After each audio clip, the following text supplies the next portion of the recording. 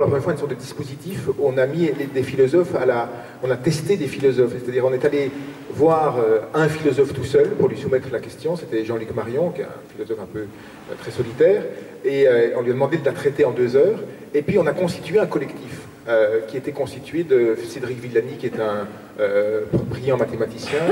médaille Fields, l'équivalent du prix Nobel, un compositeur et 2 philosophes brillants. Et pour tout vous dire, au départ, on était convaincus que le collectif allait être beaucoup plus fort que le philosophe tout seul.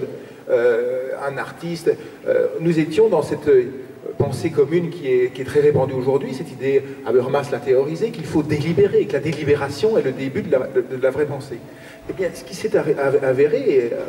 on en était un peu désolé, c'est que le philosophe tout seul pense beaucoup mieux, manifestement en tout cas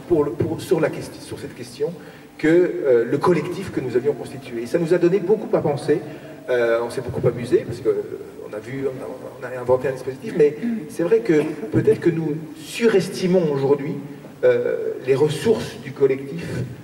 en tablant nécessairement dessus, et que le philosophe tout seul parvient peut-être à mieux penser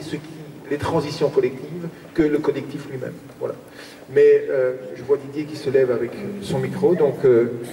les questions, réflexions, objections sont les bienvenues.